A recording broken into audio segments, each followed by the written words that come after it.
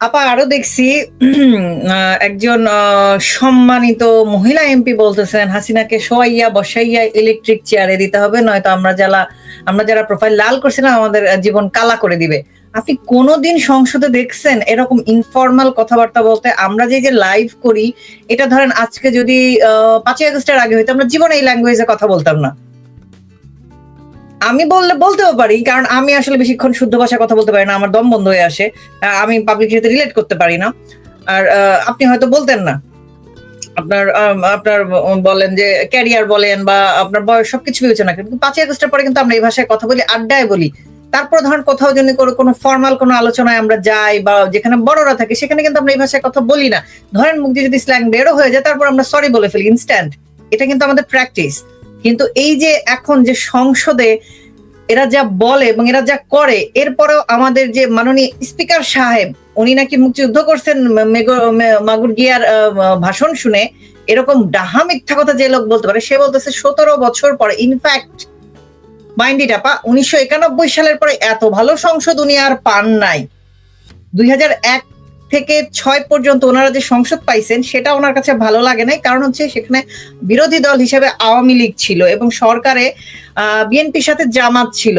আওয়ামী লীগ রয়ে গেছিল সামহাও, পুরাপুরি একচ্ছত্র জামাত এবং বিএনপি মিলে সেটাকে গ্রাস করতে পারে না, সেটা নটিখানা বানাইতে পারে নাই। এই জন্য তাদের কাছে কোনো সংসদই ভালো লাগে নাই। চিন্তা করছেন আমাদের সংসদে কোনোদিন এরকম হয়েছে, এরকম অশালীন কথাবার্তা? সংসদে রুমিন ফারহানাকে প্রকাশ্যে আরেকজন এমপি কাপড় নিয়ে বাজে কথা বলছে, রেপ করবে টাইপ কথা বলছে, তারপর একটা সাংসদ সেটার প্রতিবাদ করে নাই। উল্টা দেখেন জামাইত্যা ট্রফি, জামাতের রাজনীতি করে জামাতের মেয়েরা যেন, কিন্তু তারা কোনো পদবি চায় না, বুঝছেন? কিন্তু তারা রাজনীতি করবে, ফ্রন্ট লাইনে থাকবে। যখন আপনি কোথাও যাবেন দেখবেন সবার আগে জামাইত্যা বেডিরা এরকম করে দাঁড়ায় দাঁড়ায় লাইন ধরে দাঁড়ায় থাকবে, কিন্তু তারা কোনো পদবি চায় না। তো এই মার্দিয়া মমতাজ নামে বুচকিটা সে চলে আসছে, কে কিভাবে পড়বে কে কিভাবে থাকবে সেই নিয়ে গান গাইতে। অথচ রুমিন ফারহানা, তার দল বিএনপি এখন ক্ষমতায়, রুমিন ফারহানাকে পুষ্পোত্তলিকা পোড়ায় রুমিন ফারহানার এলাকায়। চিন্তা করেন, রুমিন ফারহানা তো বলা উচিত বিএনপি ক্ষমতা আসার আগে সে ভালো ছিল, কোনোদিন শেখ হাসিনার আমলে তাকে এইসব ফেস করতে হয় নাই। সংসদে এসব বাজে কথা, সংসদে একজন এমপি হিসেবে এইসব বাজে কথা তাকে কখনো শুনতে হয় নাই। অথচ দেখেন জামাতের এমপি নিয়ে সবাই খুব ফাল পারতেছে। কেন?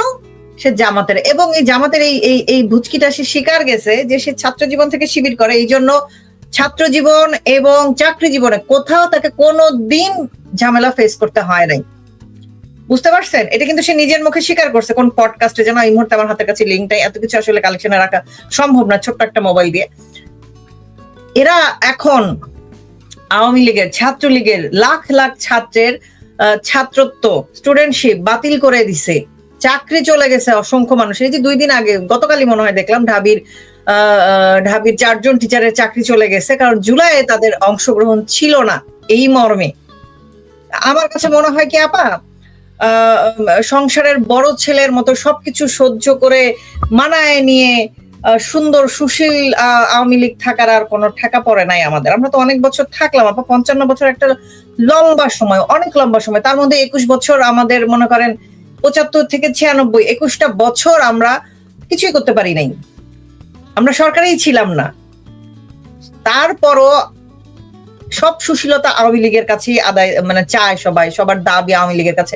এখন বলেন এই যে জুলাই ভূমিকার জন্য যে 4 জন ঢাবির টিচারকে যে বাদ দেওয়া হইলো, আমাদের প্রিয় ধনামি ম্যাম, দিলশানা পারুল, গতিহারা নসিমন, এদেরকে কি করা উচিত আমাকে একটু বলবেন? তারপর ওই যে জাহাঙ্গীরনগরের সেই বিশাল কবিয়ালটা যে কেঁপে কেঁপে আবৃত্তি করতেছিল, এই মৃত্যু উপত্যকা আমার দেশ নয়, সে তো এখন জাপান গিয়া বসে ইংলিশে কি যেন স্ট্যাটাস চোদাইতেছে।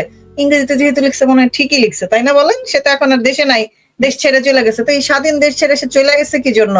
যেটা বলতেছিলাম, এই যে এত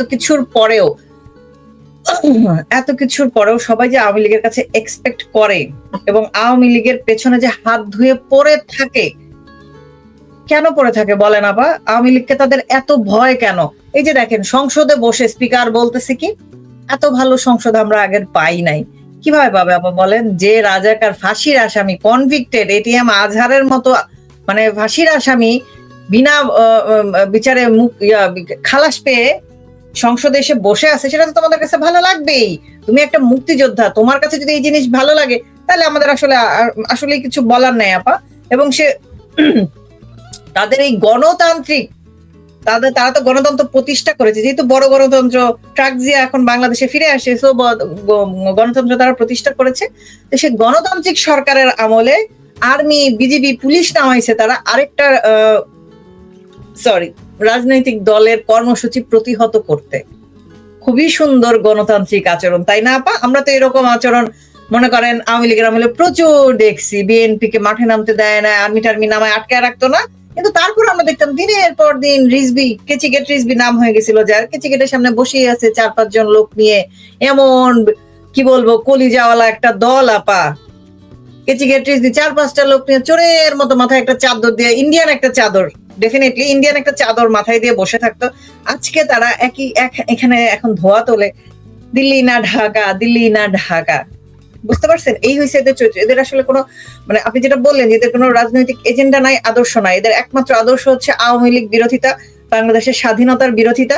যারা মনে করেন চক্ষু লজ্জায় জামাত করতে পারে না বা জামাতে জয়েন করতে পারে না, আমি সবসময় এটা বলি, যারা চক্ষু লজ্জায় সরাসরি বলতে পারে না আমি জামাত করি, তারা অপশন হিসেবে বিএনপি করে। এখন আরেকটা দোকান খুলছে নতুন, যারা বলে যে না বিএনপি তো চোর, আমরা চোরের দল করি না, আমরা এনসিপি করি। মানে হচ্ছে তারা ডাকাতের দল করে, ধর্ষকদের দল করে, ওরা লুচ্চাদের দল করে, যারা নিজেদের নারী কি বলবো এটা সহকর্মী বলি, আমি আর ওয়ার্ড খুঁজে পাচ্ছি না, এই সহকর্মীদের এক স্টেজে বসার মতো সম্মান জানাইতে পারে না, নারী পুরুষের সমতা বিধান করতে পারে না, সেই দলের সমর্থন করে। বুঝছেন? এই হচ্ছে বাংলাদেশের মানুষের চয়েস এবং মানে কি বলবো পছন্দ, চরিত্র, যেটাই বলেন না কেন, তারা এটাই চায় আপা। আওয়ামী লীগ যে একটা সেকুলার বা একটা সম অধিকারে বিশ্বাসী, সমান সবাইকে সমান কি বলবো সমান ক্রেডিট দেয়, সবাইকে সমান অধিকার দেয় সবকিছুতে অংশগ্রহণের জন্য, এরকম কিছু তারা চায় না। তারা চায় বিএনপির মতো একটা দল, এনসিপির মতো একটা দল, যেখানে বেজি সি-থ্রু শাড়ি পরবে কোনো সমস্যা নাই, মেকআপ করে ঘুরবে রাজাকারদের সাথে কোনো সমস্যা নাই, কিন্তু শেখ হাসিনা খারাপ, কারণ হচ্ছে সে ইন্ডিয়া গিয়ে মোদির সাথে হ্যান্ডশেক করে। বুঝতে পারছেন? এবং নারী নেতৃত্ব কিন্তু হারাম। সেইটা কোথা থেকে আসবে? বেগম জিয়ার সাথে একই মঞ্চে বসে থাকা জামাতের নেতৃত্বের লোকজন বলবে নারী নেতৃত্ব হারাম, কিন্তু বেগম জিয়া দেখতে খুবই আরাম, উনার চামড়া সাদা, সাদা চামড়া দেখতে খুব আরাম লাগে চোখের মধ্যে। বুঝছেন? এই হয়েছে এদের চরিত্র। এদের রাজনীতি বলে আসলে কিছু নাই, এদের ফিউচারেও হবে না। কারণ এদের তো নিজের যেটা বললে না যে আদর্শ একটা থাকা লাগে, পলিটিক্যাল একটা এজেন্ডা থাকা লাগে, এজেন্ডা কিচ্ছু নাই। যাদের এজেন্ডা কিছু নাই, সারাক্ষণ তাদের মিথ্যার উপর ভর করে চলতে হয়। ভর করে চলে বলেই সারাক্ষণ বাজাইতে থাকে, খালি কলসি কিন্তু বেশি বাজে আপা, সারাক্ষণ ঢোল পিটাইতে হয়। দেখেন আওয়ামী লীগের প্রতিষ্ঠা বার্ষিকী আওয়ামী লীগ আমলে এত জমকালো ভাবে কোনোদিন সেলিব্রেট হয় নাই। গত 17 বছর আমি দেখি নাই আওয়ামী লীগের প্রতিষ্ঠা বার্ষিকী নিয়ে নেতা কর্মীদের মধ্যে কোনো ধরনের কোনো হুল্লোড় বা কোনো আয়োজন বা কোনো বড় প্রোগ্রাম বা টিভিতে কোনো প্রোগ্রাম বা পলিটিক্যালি কোনো প্রোগ্রাম। হ্যাঁ, ছোট ছোট প্রোগ্রাম হয়েছে, দেখছি, শুনছি, সরকারের দলে থাকলে এরকম প্রচুর হয়। এটা আমাদের কাছে খুবই জেনারেল ছিল আপা। কিন্তু একটা দলের প্রতিষ্ঠা বার্ষিকী, সেটা নিয়ে আপনার আমার মতো সাধারণ মানুষজন কিন্তু কখনো এতটা চিন্তাই করি নাই, এতটা গুরুত্বই দেই নাই। এখন আমরা একদম পাই টু পাই, প্রতিটা মোমেন্টের ইতিহাস আমরা জানি। এইটুকু উপকার আমাদের করে দিছে ইউনূস এবং ইউনূস এক্সটেন্ডেড তারেক সরকার। এইটা আমাদের জন্য খুব ভালো একটা হয়েছে। আপনার যারা মনে করেন জানতো না, তাদের চোখের সামনেও এই পোস্ট গুলা গেছে, ওরা জানতে বাধ্য হয়েছে, কিন্তু তারপর ওরা বালগাছ তাদের বলে বলুক, সমস্যা তো নাই। আকাশে সূর্য উঠলে কি সেটা আমি ছাতা ধরে আটকায় রাখতে পারবো কোনোদিন? পারবো না তো। ওরা হাতের চেষ্টা করলেও কিছু পারতেছে না। এই জন্যই এই কথাটা ইন্দ্রা আমি সবসময় বলে আসছি, গত বেশ অনেকদিন ধরে আমি বলে আসছি যে 0.003% বা 4% লোক তো এই এনআরকি থেকে লাভবান হয়েছে। তারা টাকা বানাচ্ছে, তারা দেখা যাচ্ছে যে নদী খননের কাজ পেয়েছে, আমরা যেটাকে ড্রেজিং বলি, নদী খনন না করে তারা বিলের টাকা উঠিয়ে নিয়ে যাচ্ছে। তাদের জন্য তো এটা একটা সত্যিকার অর্থে পৌষ মাস, তাই না? তাদের জন্য খুব ভালো, গভর্নমেন্ট ভালো, দেশ ভালো, দেশের জনগণও ভালো আছে, কারণ তারা নিজেদের বাইরে অন্য কাউকে জনগণ হিসেবে কাউন্ট করে না। সত্যিকার অর্থে তারা ভালো আছে, তারা টাকা বানাচ্ছে, তারা দেশ বিদেশ ঘুরছে। এর বাইরে যে মানুষজন আছে তাদের কিন্তু মুক্তির জায়গা একটাই, সেটা হচ্ছে গিয়ে এই যে গণমানুষের দল আওয়ামী লীগ।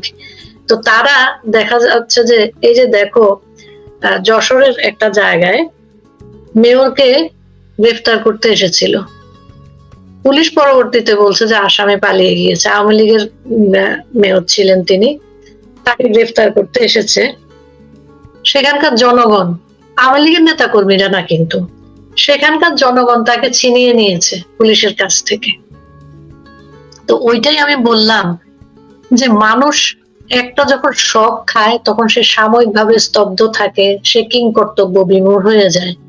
এখন কিন্তু মানুষ প্রতি মুহূর্তে বুঝতে পারছে যে কি হয়েছে, কি হচ্ছে এবং আগামীতে কি হবে। এগুলা নিয়ে সবাই যেটা ভাবে যে মানুষ অসচেতন, মানুষ ভাবে না, মানুষ মোকাবেলা করবে না, এটা একটা বোকার স্বর্গে বাস করা, যেই কারণে কিন্তু আর্মি নামাতে হয়েছে, তাই না? শুধু আর্মি না আপা, বিজিবি নামাইছে, পুলিশ নামাইছে, ট্যাঙ্ক নামায় দিছে শহরের মাঝখানে, এবং সেটা তারা বড় বড় করে হেডলাইন করাইছে প্রতিটা নিউজ পেপারে যে আওয়ামী লীগকে ঠেকাইতে আর্মি নামাইছি, এবং একই সাথে তারা বলতেছে আওয়ামী লীগ পালাইয়া গেছে এবং বলতেছে দেশে কোনো আওয়ামী লীগ নাই, আওয়ামী লীগকে আমরা এইখানে কিন্তু তারা আরেকটা বয়ানও তারা মাঠে ছাড়ার চেষ্টা করেছে। তাদের যেহেতু কিছু পালিত বুদ্ধিজীবী আছে, এটা থাকে, সকলেরই থাকে, সেই পালিত বুদ্ধিজীবীরা বলছে যে তারেক রহমান যে চীন সফরে যাচ্ছেন সেটা নিয়ে নাকি প্রতিবেশী দেশের অনেক লোক এখানে তাদের গোয়েন্দারা অনেক ধরনের কার্যক্রম করার চেষ্টা করছিল, তারা দেশকে অস্থিতিশীল করার একটা খবর ছিল তাদের কাছে, সেজন্য নাকি তারা এত এত পুলিশ, এত এত আর্মি, বিজিবি, আনসার, র্যাব তাদেরকে নাকি ডিপ্লয় করেছে। এখন সত্যি মিথ্যা তারা বলতে পারবে। আমি খুব আগ্রহ নিয়ে অপেক্ষা করেছিলাম যে হাতির ঝিলে হয়তো আমাদের নৌবাহিনীর ডেস্ট্রয়ার চলে আসবে, বা আমাদের যেসব দেখা যাচ্ছে যে বিমানবন্দর আছে সেখানে আমাদের নৌবাহিনীও আসবে, বিমান বাহিনীও আসবে। আমার এটার খুব আশা ছিল, আমি সেটা দেখতে পারিনি অবশ্য। আমি আশা নিয়ে বসেছিলাম, আমি ফেসবুকেই তো সবকিছু খবর পাই, আমি ফেসবুকে স্ক্রল করছিলাম এবং আশা করে বসেছিলাম যে তারাও হয়তো নেমে যাবে। তো এই দুই বাহিনী এখনো রিজার্ভ আছে, এবং এর থেকেও বড় কিছু ঘটলে আমরা আশা করি যে ন্যাটো এখানে যোগ দিবে। এটা আমাদের আশা। আমাদের দেশটা আন্তর্জাতিক অঙ্গনে দেখা যাবে যে আরো তাদের খোঁজ খবর আসবে, কারণ রয়টার অলরেডি নিউজ করেছে যে আওয়ামী লীগের প্রতিষ্ঠা বার্ষিকী উপলক্ষে আমাদের দেশে কি ধরনের আয়োজন চলছে সরকারি পর্যায় থেকে, সরকারে না থেকেও কিভাবে আওয়ামী লীগ সরকারে আছে সেটা নিয়ে কিন্তু রয়টার্স একটা। আওয়ামী লীগ তো বিরোধী দলেও নাই আপা, আমি সেটাই বলতেছিলাম, ওদের একমাত্র কাজ হয়েছে আওয়ামী লীগকে ঠেকাও, কারণ ওরা তো জানে ওরা যে রাষ্ট্রদ্রোহী অপরাধ করছে, এটা তো ওরা খুব ভালো মতো জানে, প্রত্যেকে সেটা খুব ক্লিয়ারলি বুঝতেও পারে। এই যে দেখেন 2 দিন পর পর এক একজন কান্দাকাটি শুরু করে দেয়। আমি প্রথমে যেটা বলে ফেলছি একদম শুরুতেই, যে সবাই একজন আরেকজনের ধাক্কা দিয়ে ক্রেডিট ছেড়ে দিচ্ছে, আরেকজনের ডিশোল্ডারিং করতেছে যে না আমি করি নাই কিছু, সে করছে, আমি কিচেনকে মেরেছিলাম, সে ছিল। আবার মানে মুক্তিযুদ্ধের ক্রেডিট জামায়াতের পর্যন্ত নিয়ে যায়, কিন্তু জুলাইয়ের ক্রেডিট এখন কেউ নিতে চায় না, বড় বড় যারা আছে তারা কেউ নিতে চায় না। এবং তার চেয়েও হাস্যকর কথা হয়েছে যে তারা সবাই আন্দোলনে গেছে, একদম ফ্রন্ট লাইনার যারা। যেমন আমি বলি আপনাকে, আমি অনেক পিছনে চলে যাই, 1952 সালে ভাষা আন্দোলনে মিছিলে যারা ফ্রন্ট লাইনার ছিল গুলি খাইছে তারা প্রত্যেকেই বুকে, বুঝেন কিন্তু আপা, ফ্রন্ট লাইনাররা গুলি খাইছে এবং তারা মারাও গেছে। এবং বাংলাদেশের জুলাই আন্দোলনটা খুব একটা অদ্ভুত আন্দোলন আপা, দেখেন গুলি করে কিন্তু সামনের কেউ মরে না। এই যে আমাদের যে প্রিয় লিডার, মনে করেন একটা আন্দোলন যদি আপনি দমাইতে চান তাহলে আপনি কাকে মারবেন? ওই রংপুর বেগম রোকেয়া বিশ্ববিদ্যালয়ের নাম নাই, চিনি না, জানি না, মানে একটা গাঞ্জুটি ইয়াবাখোর একটা সন্ত্রাসীকে আপনি চিনবেন? বলেন কিভাবে চিনছেন? যখন সে রাবার বুলেটে মরে গেছে। কারণ আমি তো মনে করেন পুলিশ ফ্যামিলি থেকে আসি নাই, তারপরে যেটুকু আমার জ্ঞান বুদ্ধিতে কুলায়, যেহেতু আমার হাজবেন্ডের একটা সফট আর্মস ছিল, স্মল আর্মস, তো আমি এই জন্য জানি যে রাবার বুলেট আসলে কেউ মরে না। রাবার বুলেট যদি তাকে মরতে হয়, ধরেন ছোট মানুষ যাদের হার্টে সরাসরি লাগতে পারে, চোখে লাগতে পারে, বা ছেলেদের রিপ্রোডাক্টিভ অর্গানে লাগলে ওইভাবে মানুষ মরে যাইতে পারে। কিন্তু একটা মানুষের মানে বুকে রাবার বুলেট লেগে মাথা দিয়ে ব্লিডিং হয়ে কি করে মানুষ মরে যায়, এই সায়েন্সটা আমি আজও বুঝতে পারি না। আমি একজন ফার্মাসিস্ট হয়ে এই সায়েন্স আমার মাথায় ঢোকে না। তো যাই হোক, যেটা বলতেছিলাম, একটা আন্দোলন দমাইতে হইলে আপনি কি করবেন? দেখবেন নানান সময় গার্মেন্টস এর আন্দোলন যেগুলো হয়, যৌক্তিক হোক অযৌক্তিক হোক যেটাই হোক, দেখবেন টপ টায়ারের 1-2 জন হাপিস হয়ে যায়। সেটা যে কেউই করুক, হাপিস কিন্তু হয় টপ টায়ারের একজন। একদম মিছিলের শেষ প্রান্তে যারা থাকে তারা কিন্তু কখনো টার্গেটেড হয় না।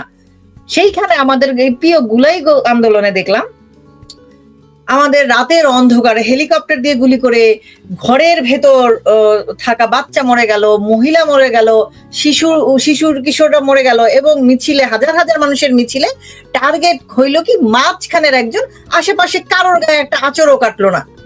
বুঝছেন আপা এটা কি ধরনের বুলি?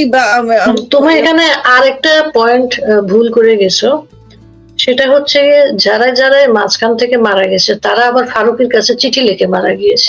Sorry, my mistake. এবং এটা খুবই সুন্দর একটা ব্যাপার। প্রত্যেকে আবার যারা মারা গেছে তারাই চিঠি লিখে গেছে, যারা ফিরে আসছে তাদের কিন্তু কোনো চিঠি আমরা পাই নাই। কেউ বলতে পারে নাই যে আমরা চিঠি লিখে গেছিলাম, ভয় ছিল, মরেও যাইতে পারি, কিন্তু এখন এই চিঠিটা আর কোনো কাজে লাগবে না। আপনার আমার এরকম আছে হয়তো যে আমরা বিয়ের কার্ডটা পর্যন্ত মানুষ ছাপায় না, বিয়ের কার্ডটাও ভার্চুয়াল দেয়, সেটা হচ্ছে হোয়াটসঅ্যাপে, ভাই আমার বিয়ে আইসেন, কিন্তু ও মরার আগে ফারুকের কাছে চিঠি লিখে গেছে। হ্যাঁ, এবং এক একজন এত মেধাবী ছিল আপা, এক একজন মনে করেন ডাক্তার হইতে পারতো, একজনে দেখলাম কি জানি পলিটেকনিক্যালে পড়তো, কিন্তু সে আসলে ডাক্তারের ইন্টার্নি, মেডিকেল ইন্টার্নি ছিল, বুঝছেন, ইন্টার্নশিপে ছিল, সেখান থেকে গুলাইগুদ্দে চলে গেছে, কিন্তু তার পরবর্তীতে পাওয়া গেছে যে সে পলিটেকনিক্যালে পড়তো। মানে চমৎকার মেধাবী আমাদের। তো যেটা বলতেছিলাম, এক একজন চিঠি লিখে গেছে, সেই চিঠির ভাষায় এতই সুমধুর আপা। মনে করেন আমাদের আমলে আমরা যখন ছোটবেলায় পড়ছি যে ক্ষুদিরাম বলেন বা সুভাষচন্দ্র বসু, ওনারা তো বেশি পড়াশোনা করেন, ওই আমলে তো মনে করেন অনার্স মাস্টার্স তো এটা মানে কোনো ব্যাপার, মানে মানুষের স্বপ্নেও থাকতো না। ওরা এন্ট্রান্স, যেটাকে মেট্রিক বলে, এই টাইপের পাশ করে ওনারা যে সুন্দর হাতের লেখা এবং যে সুন্দর শুদ্ধ ভাষায় 2 লাইনের চিঠিও লিখতেন, সেগুলোর মধ্যে যে ভাষাগত সৌন্দর্য ছিল সেগুলো বাদই দিলাম। এরা চিঠি লিখে গেছে, 2টা লাইন শুদ্ধ করে লিখতে পারে নাই। এত মেধাবী ছাত্র পোলাপান গেছে এই মেধার না কোটা আন্দোলন করতে, বুঝতে পারছেন? না, এখানে তো আছে, এখানে একটা ব্যাখ্যা আছে। তাদের মানসিক অবস্থা তখন এমন ছিল যে তারা তখন মনে যা এসেছে তাই লিখে গিয়েছে। আর 7 পাতা রচনা লিখে রেখে গেছে এক একজন। এত খারাপ মানসিক অবস্থা। আমি তো মানসিক অবস্থা খারাপ থাকলে মনে করেন 2 ওয়ার্ডও লিখতে পারি না, কিছুই লিখতে পারি না। যেমন আমি যখন সিজারের পর ওটি থেকে বের হয়েছি, আমি তো তখন বডি যেহেতু শেকি ছিল, আমি কিছু লিখতে পারি না, আমি শুধু রিয়েক্ট করতে পারতেছিলাম। এবং তখন মানুষজন আমাকে কমেন্ট করতেছিল যে আপা আপনি ফেসবুকে থাইকেন না, মানে বুঝতে পারতেছেন। এবং তারা যাচ্ছে যুদ্ধে, তারা নাকি মানসিক অবস্থা এত খারাপ, 7 পাতা এক একজন রচনা লিখে গেছে। যাই হোক, যেটা বলতেছিলাম, এই যে এক একজন যে এই যে এই টপ টাইপ থেকে কেউ না গিয়ে এই অন্ধকারে, মানে আমি বুঝলাম না, আমার বাসার লেভেলে যদি হেলিকপ্টার আসে সেই সাউন্ড আমি শুনবো না? এমন কোন হেলিকপ্টার দুনিয়াতে আবিষ্কার হয় নাই যেটার কোনো সাউন্ড নাই। এরকম আবিষ্কার হয়েছে বা আপনার জানা মতে? আপনি তো আমার চেয়ে বেশি স্মার্ট, আমি এরকম জানি না যে আবিষ্কার হয়েছে কিনা যে হেলিকপ্টার আসবে। অবশ্যই হয়েছে। এই ওদের যদি চাঁদে ওদের সাইডে দেখা যেতে পারে তাহলে শব্দবিহীন হেলিকপ্টারও আবিষ্কার হয়েছে, ওরা যেহেতু বলছে। আরো ইস্যু আছে, গুলি চলতেছে মিছিলের মধ্যে, 5 তলায় 7 তলায় মানুষ মরে গেছে, সেগুলা নিয়ে তারা বলছে যে দেখো আমাদের আন্দোলনকারী মরে গেছে। টপ টায়ারে কিন্তু কেউ মরে নাই। দেখেন, যারা ফ্রন্ট লাইনার ছিল এবং যাদের বডি ল্যাঙ্গুয়েজ নিয়ে সারাক্ষণ ফেসবুক একদম মানে একদম কি বলবো ভেসে যাচ্ছিল যে হ্যাঁ এরা বডি ল্যাঙ্গুয়েজ কোড ল্যাঙ্গুয়েজ দিয়ে মেসেজ দিচ্ছে জনগণকে, এই করো সেই করো, ব্যাপক মেধাবী জাতি। সেই মেধাবী জাতি এখন এসে কিভাবে বিশ্বাস করে যে রাস্তাঘাটে ঘুরে বেড়াচ্ছে, তারা খুঁজে পাচ্ছে না? সেই জুলাইয়ে তো তারা ধরে ফেলছিল। আমাদের একজন প্রবল জুলাই যোদ্ধা, সে বোরকা পরে হাঁটতে গেছিল, সেই মেয়ে দেখলাম AK-47 হলো একটা ধরে ফেলছে। Oh my God, I was so amazed আপা যে আমাদের মেয়েরা এত আগায় গেছে। সেই মেয়েদেরকে এখন দেখে এনসিপিরা নিচে বসায় রাখে, স্টেজে ওঠার পারমিশন দেয় না। আমি একজনকে দেখলাম এটা নিয়ে লিখতে যে এনসিপির নেত্রীরা এটাতেই খুশি, কারণ ওদেরকে ঘর থেকে বের হইতে দিছে, এই পারমিশনে ওরা খুশি হয়ে গেছে। তুমি আসল জিনিস মিস করছো। তুমি আমাদের ইলিশ উপদেশটা, ওই যে মাছের যে প্রজনন নষ্ট হয়ে যাচ্ছিল পদ্মা ব্রিজ হওয়ার কারণে, দিদা আবার স্ট্যাটাস মিস করেছো। উনি কিন্তু এটা তীব্র প্রতিবাদ জানিয়েছেন, খুব কান্নাকাটি করছেন। হ্যাঁ, কেন কান্নাকাটি করছেন? তাকে কিচেন ক্যাবিনেটে নেয় নাই দেখে? সেও না ছিল না, মেয়েদেরকে নিচে বসিয়েছে, সেজন্য উনি খুব কান্নাকাটি করেছেন। উনি ছিলেন হচ্ছে গিয়ে জামাত শিবিরের উপদেষ্টা পরিষদে, উনার জামায়ের নেতৃত্বে জামাত শিবিরের সাথে আন্দোলন করেছেন, বাংলাদেশটাকে ধ্বংস করেছেন। এখন নারীদের যে এটা হবে তারা জানতেন। যখন নারীদের জন্য গত বছর যখন সংস্কার প্রস্তাব দেওয়া হলো, তখন এটা নিয়ে অনেক আজে বাজে কথা বলা হয়েছে, তাদেরকে ফ্লেশ ট্রেডার বলা হয়েছে। এটা নিয়ে তারা নাটক ফাটকও করে রাস্তায় নামার একটা নাটক করেছে। এখন উনি আবার গম্ভীরাস্ত্র বিসর্জন দেওয়া শুরু করেছে। ওনাদের এই যে নাটক, ওনারাই কাজটা করে, ওনারাই আবার এটা প্রতিবাদ জানায়, পুরা মাঠটা ওনাদের দখলেই থাকে। যাদের সত্যিকার অর্থে কিছু বলার আছে, যাদের দাবি দেওয়ার আছে, তারা যেন মাঠে ইন করতে না পারে। এই যে একটা পুরানো পদ্ধতি ওনাদের, এটা আসলে ওনাদের এবার অতিক্রম করা দরকার। কারণ আমাদেরও তো বয়স হয়েছে, আমাদেরও তো একটা এটা লাগে, মানে শান্তি চলে এসেছে, ক্লান্তি চলে এসেছে নাটক দেখতে দেখতে। তোমরাই সাম্রাজ্যবাদের দোসর, তোমরাই সাম্রাজ্যবাদ থেকে টাকা খাও, তোমরাই আমেরিকার থেকে টাকা খাও, তোমরা আবার সারাদিন সাম্রাজ্যবাদ বিরোধী আন্দোলন করতে থাকো। এই মিথ্যাচার, এই দ্বিচারিতা, এই যে কন্ট্রাডিক্টরি আচরণ, মানুষকে বিভ্রান্ত করা, মানুষের মনোমগজ নিয়ে খেলা অনবরত, এগুলা সত্যিকার অর্থে বন্ধ করা দরকার। তুমি জামাত করো, তুমি এটা সরাসরি বলতে পারো না কেন? তুমি আমার সাথে চলো কি কারণে? লিবারেলের ভেগ ধরে? তোমার তো দরকার নাই। তুমি একজন অন্তরে জামাতি, তুমি মুসলিমও না অমুসলিমও না, তুমি আসলে জামাতি, তুমি মওদুদিবাদের ধারক ও বাহক, তুমি ওয়াহাবিজমের ধারক ও বাহক। তুমি দেশ চাও না, তুমি গণতন্ত্র চাও না, তুমি নারীর অধিকার চাও না, এগুলো সত্যিকার অর্থে বলে দিলেই তো হয়, আমাদের লড়াইগুলো অনেক সহজ হয়ে যায়। তুমি ফরিদা আক্তার, তুমি উপদেষ্টা ছিলা, তুমি এদের সকল কিছুর অংশীদারিত্বে ছিলা, তুমি এখন ফেসবুকে এসে মানুষকে বিভ্রান্ত করছো। তোমাদের লজ্জা লাগে না? কয়দিন পরে তো মরেই যাবা, মরার তো বয়স হয়েছে, লজ্জা লাগা উচিত তো, কোনো শরম নাই। কম বয়সে মরে যাবে আপা, মহিলাটার এখনো বিয়ে হয় না, আপনি এইভাবে বললেন। আমি ওইদিকে যেতে চাই না, ওটা তোমার এরিয়া। না আমি কেন বলবো না, এরকম এই যে এখানে আমাদেরকে যেসব কথা বলতেছে সেই হিসাব ধরে বলতে হয়। এরকম একটা লিভ টুগেদার করার নোটিকে তোরা উপদেষ্টা হিসেবে মাইনা নিছি। সেই উপদেষ্টা বলছে আমার দেশের মানুষ আগে ইলিশ খাবে, তারপর আমরা রপ্তানি করবো। পরের সপ্তাহে সুসুর করে ভারতে 5,000 টন মেট্রিক টন ইলিশ পাঠায় দিছে, যেটা শেখ হাসিনা 17 বছরেও পাঠায় নাই। এবং তখন কি বলছে, আমি আসলে এটা জানি না, এটা না বাণিজ্য উপদেষ্টার জানার কথা, আমার পক্ষে এটা জানা সম্ভব না। মাছ তোর দোকান থেকে যাইতেছে, তুই জানিস না। মানে এই যে এটাই আমি বলছিলাম একটু আগে, যে আপা এরা সবাই নিজের কাছ থেকে ঝামেলাগুলো ব্যাগেজ ঝেড়ে ফেলে দিচ্ছে, যে আমি দায়ী না, আমি জানি না। কিন্তু এইটা পুরাটাই ওদের একটা চক্র, যেটা আপনি বললেন যে এরাই নিজেরাই নিজেদের স্টেজ সাজায়, নিজেরাই প্রতিবাদ করে, নিজেরাই ভিকটিম সাজে। কেন বললেন? এই যে ওরা যে ডেড বডির কথাগুলো বলে, আমি আবার এখানে ফেরত যাই, বললে দেখেন লাভটা কিন্তু ওদেরই হয়েছে। ডেড বডি দিয়ে আওয়ামী লীগের কিন্তু কোনো লাভ হয় না। আওয়ামী লীগ যদি ডেড বডি চাইতো, তাহলে তো টপ টায়ার গুলাকে ফেলতো, দেওয়ার ইজি টার্গেট। এবং তারা কিন্তু ডিবি অফিসেই ছিল, সহজে ক্যাপচার করা যেত। তাই না করে সেই রংপুরে গিয়ে আওয়ামী লীগের কেন মানুষ মারতে হবে? আমাকে একটু লজিক বোঝান। লজিকটা কি? এত পরিশ্রম করে কেন খাইতে হবে, যেটা হাতের কাছে আছে, সহজ, চোখের সামনে? এই যে আমাদের প্রিয় উমামা, আবদাল্লাহ, তারপর হচ্ছে এটাকে নুসরাত যে এমপি হয়ে গেছে এখন। মনে করেন যে মেয়েটা আগে টিএসসি তে কাপড় পরার স্বাধীনতা চাইতো, সেই সংসদে এখন রুমিন ফারহানাকে যখন অপমান করা হয়, তখন তার কোনো সে থাকে না। টিএসসি তে ব্লাউজ ছাড়া সে ঘুরে বেড়াইছে, এই ফুটেজ আছে। এবং এটা দেখার পর এখন বট বাহিনী এসে বলে এগুলো নাকি ফেক। এই ভিডিও তো আমাদের নিজের চোখে দেখা, আপা 22 সালের কাহিনী, এটা বেশি দিন আগের না, পুরান হয়ে যায় নাই। ডিজিটাল ফুটপ্রিন্ট খুব খারাপ জিনিস। ওরা মনে করেন এত সব এখন কি করবেন বলেন? ওদের যদি 2 কান কাটা হয় তো রাস্তার মাঝখান দিয়ে চলবে, তার তো লুকানোর কিছু নাই। যে কারণে দিল্লি না ঢাকা স্লোগান দিয়ে আমাদের প্রিয় সার্ভিস মলম, সে তার বাপকে নিয়ে ইন্ডিয়া চলে গেছে ট্রিটমেন্ট করাইতে। জমিদারের নাতি তো আপা যাইতেই পারে, কিন্তু সে জমিদারের নাতি হয়ে ইন্ডিয়া কেন গেছিল? আমার সরল মনে প্রশ্ন হচ্ছে এইটা। সে যাবে সিঙ্গাপুর, থাইল্যান্ড, তারপর আর কই ভালো চিকিৎসা, আমি তো আসলে জানি না, গরিব মানুষ। এখন সবাই চায়না, এখন তো সবাই চায়না যায়। ও হ্যাঁ, আজকেও একজন এমপি বলতেছে, দেখলাম যে চায়নাতে ডায়ালাইসিসের ভালো ট্রিটমেন্টের ব্যবস্থা ওনারা করতেছেন, চায়নাতে মানুষ সহজে যাবে। আমার বুঝে এটা ধরতেছে না, চায়নার যে প্লেন ফেয়ার, সেটা কি ওনারা এই যে চায়না থেকে যে যুদ্ধ বিমান কিনতেছে, সেই যুদ্ধ বিমান দিয়ে ডায়ালাইসিসের পেশেন্ট আনা নেওয়া করবে, ফ্লাইট চালু করবে যুদ্ধ বিমান দিয়ে? এছাড়া তো আমি করতেও পারে, তুমি জানো না কি সম্ভব। কারণ আমরা একটু আরেকটা জিনিসে আলোচনায় আসতে চাই, এটা খুব দুঃখজনক ঘটনা। আমি এটা নিয়ে সত্যিকার অর্থে আমি খুব ডিস্টার্বড, কারণ এই জিনিসগুলো তো আমরা দেখছি গত 2 বছর ধরে। তাও একটা ঘটনা যখন সামনে আসে খুব মাথায় খুব চাপ পড়ে, এই জন্য আমি সোশ্যাল মিডিয়া একটু এড়িয়েও যাচ্ছিলাম। দেখো, এই প্রান্ত মির্জা, ইশতিয়াক মির্জাকে নিয়ে গেল ফরিদপুর ডিবি, তাকে 5 ঘন্টা পরে আমরা মৃত অবস্থায় পেলাম। পুলিশের হেফাজতে, ডিবির হেফাজতে ছেলেটার মৃত্যু ঘটলো, তরতাজা তরুণ।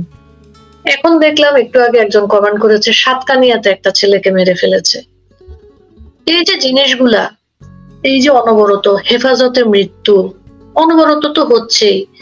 সাধারণ মানুষকে আমরা এটা কিভাবে সচেতন করে জানাতে পারি যে এই ধরনের একটা পৈশাচিক নিধন এই যে ছেলেগুলোর উপরে ঘটছে, তাদেরকে এভাবে শেষ করে দেওয়া হচ্ছে। কারণ আমি বরাবর বলে এসেছি যে, এই যে বললাম যে ঝিনাইদহে মেয়রকে সাধারণ মানুষ ছিনিয়ে নিয়ে গিয়েছে। সাধারণ মানুষের সাহায্য ছাড়া তো এই দানবদের হাত থেকে আমাদের বাচ্চাদেরকে বাঁচানোর আমি কোনো উপায় দেখছি না। সেজন্য মানুষকে আমরা কি মেসেজ দিতে পারি? তার এলাকার ছেলেগুলাকে তারা কিভাবে রক্ষা করতে পারে? আমি তো কোনো পথ দেখতে পাচ্ছি না। এভাবে একের পর এক মৃত্যু। এটা বললে তো আপা আসলে তখন আওয়ামী লীগ, আমি শুরুতেই বলছি সব সুশীলতার দায় কেন আওয়ামী লীগকে একা নিতে হবে, সব ভদ্রতা কেন আওয়ামী লীগকে একা দেখাইতে হবে। আমি গত বছর আওয়ামী লীগের প্রতিষ্ঠাবার্ষিকীতে এই মেসেজটা দিছিলাম যে আজকে যারা বেশি ফরফরাইতেছে, যাদের পাখনা গজাইছে বেশি, যারা 17 বছর আওয়ামী লীগের হাতে পায়ে ধরে বাস করতো, যাদেরকে বলতো যে না আমরা ক্ষমতায় গেলে তোমাদের কিছু বলবো না, তোমরা আমাদের কিছু বইলো না, এবং আওয়ামী লীগের সাথে মিলেমিশেই তারা থাকছে, বরং আওয়ামী লীগকে বিজনেস করতে দেয় নাই, সেই বিএনপি জামাতের লোকেরাই বিজনেস করে খাইছে। নয়তো আমাকে আপা বলেন, এই যে আজকে যারা সংসদ সোকল যারা গণতান্ত্রিক সংসদে এমপি হয়ে পাশ করে গেছে, তাদের 90%ই 100 কোটি টাকার উপর সম্পদ কি করে বানাইছে? সব বাপদাদার সম্পত্তি থেকে নিয়ে আসছে। সবার সম্পত্তি হলফনামা দেখলাম যে গত 10 বছরে তাদের এই সম্পত্তির গ্রোথ হয়েছে। সেই বিএনপিরা আজকে যখন আওয়ামী লীগ বিরোধী দলেও নাই, আওয়ামী লীগকে এই যে পুলিশ দিয়ে হোক, নিজের হাতে হোক, আরেকজনের হাতে হোক, হাতে না মেরে ভাতে হোক আওয়ামী লীগকে মারতেছে, আপনার কি মনে হয় না আপা এটা তারা হারে হারে ফেরত পাবে বা আমাদের ফেরত দেওয়া উচিত হবে? আমি এটা বিলিভ করি যে আমাদের প্রতিটা হিসাব পাই টু পাই চুকায় দেওয়া হবে, কিচ্ছু বাকি রাখা হবে না। ইন্দ্রা, হচ্ছে কি, মনে করো যে ওই আলাপটা তো পরের, তাই না? আমরা হিসাব চুকিয়ে দিব বা এই করব সে করবো, মানুষ আবেগের বসে এই ধরনের কথাবার্তা বলি আমরা। রাষ্ট্রের জায়গা থেকে, দেশের স্বাধীনতা সার্বভৌমত্বের জায়গা থেকে দেখলে আমরা তো অ্যাক্টিভিস্ট, আমরা তো কখনো কোনো নৈরাজ্য অরাজকতা উস্কে দিতে পারি না, তাই না? আমরা তো ফ্রান্সে বসা ওরকম দেশদ্রোহী লোকদের মতন হতে পারি না। আমি যেটা বলতে চাচ্ছিলাম আর কি, যে সাধারণ মানুষের প্রতি এটা আমাদের আবেদন যে এই যে বাচ্চাগুলাকে অনবরত কোনো কারণ ছাড়া মারা হচ্ছে, থানা হেফাজতে বলি, তারপরে কোনো মামলা নাই, উঠিয়ে নিয়ে যাচ্ছে, কতক্ষণ পরে তাদেরকে মৃত পাওয়া যাচ্ছে, কুপিয়ে মেরে ফেলছে, বাসায় ঢুকে। আমি গতকাল পাংশাতে একটা ঘটনা দেখলাম, সেই বাড়ির সবকিছু পুড়িয়ে দেওয়া হয়েছে, গরু নিয়ে যাওয়া হয়েছে। মানে আমাদের কাছে তো অনেক ভিডিও আসে। এই যে অরাজকতা গুলা, নৈরাজ্য গুলা ঘটছে, মানুষের উপর এই ধরনের আক্রমণ হচ্ছে। আপনি যদি প্রতিবেশী হিসেবে, আপনি যদি বন্ধু হিসেবে, আপনি যদি মানুষ হিসেবে, সহকর্মী হিসেবে আরেকজনকে রক্ষা না করেন, পরবর্তীতে কিন্তু আপনার উপরও এই ধরনের ঘটনা আসতে পারে। আমি এই মেসেজটাই মানুষকে দিতে চাচ্ছিলাম। আমিও এটাই বলতে যাচ্ছিলাম, কিন্তু আমার দলের লোকগুলো তো আমার কাছে ইম্পর্টেন্ট আপা। আমার রক্তের আত্মীয় না, বাট তারা আমার সবচেয়ে কাছের লোকজন, আমার আত্মার সম্পর্ক যাদের সাথে, তারাই তো আত্মীয় হয়। তো তাদের সেফটি আমার কাছে ফার্স্ট। এই জন্য আমি বলবো যে তাদের জন্য যা যা করা দরকার, আমি যদি দেশে থাকতাম তাহলে হয়তো আমি করতাম পার্সোনালি যতটুকু সম্ভব। তো সেই জন্য আমার মেসেজ হচ্ছে, আপনারা তো নিজেদের রক্ষা করবেন। এই যে জনগণ এখন পর্যন্ত যারা মনে করেন এই প্রতিনিয়ত আমাদের মিছিল বড় হচ্ছে এবং এরপরে সেই হারে ধরাও পড়তেছে, কিন্তু যারা ধরা পড়তেছে না আপা, তাদেরকে কি আমাদের জনগণ সেভ করে রাখতেছে না? অবশ্যই রাখতেছে, কেউ না কেউ তো রাখতেছে, কোথাও না কোথাও তো তারা আছে। আমি এই মেসেজটাই দিচ্ছি, এই যে আপনারা যারা আজকে অতি উৎসাহী হয়ে এর বাড়ি ভাঙতেছেন, তার বাড়ি আগুনে পড়ে দিচ্ছেন, একে কোপাইতেছেন, তাকে পুলিশে ধরাই দিচ্ছেন। আমি লাস্ট যে একটা ছেলের সাহস আপা, কতটা সাহস হইতে পারে সত্যর জন্য। সেই ছেলেটা বলছে আম্মা অসুস্থ হয়েছে, আমি দেখতে আসছি। এটা কি দোষ হয়েছে? তোরা আসস নাই? আমি কি লুকায় আসছি? আমি তো ছাত্রলীগ করে আমি বলছি কি করবি কর, কয়টা মামলা দিবি দে, আমি তো লুকায় বলি নাই। ওই ছেলেটার যে সত্যের যে তেজ, আমি সেটাই বলতেছি। আপনারা তো 17 বছর এই তেজ দেখাইতে পারেন নাই, আপনারা তো সত্যের পথে ছিলেন না। আমাদের ছেলেরা সত্যের পথে আছে, তারা এই তেজ দেখাইতে পারতেছে এবং জনগণ তাদের সাথে আছে বলেই এত এত মানুষ প্রতিনিয়ত আপা মিছিলে জয়েন করতেছে। আপনি যেটা বলতেছেন যে মানুষজনের প্রতি মেসেজ কি, মানুষজন যেটা বুঝতে পারতেছে যে এখন যে নৈরাজ্যের আমল চলতেছে, আইন শৃঙ্খলার যে বাজে অবস্থা চলতেছে, এরপরেও মানুষজন আওয়ামী লীগের মিছিলে স্বতঃস্ফূর্ত ভাবে অংশগ্রহণ করতেছে। শুধু কি নেতাকর্মীরা মিছিল করে আপা? অবশ্যই না। সাধারণ মানুষজনের অংশগ্রহণ না থাকলে এই যে আমাদের নেতাকর্মী সমর্থক যাদেরকে ধরে নিয়ে যাচ্ছে, আপনি বলেন মিছিলের সাইজ কি ছোট হয়েছে কোনোটা? আমি তো দেখি না। গত 2 বছরে প্রতিদিন মিছিলের সাইজ বড় হচ্ছে।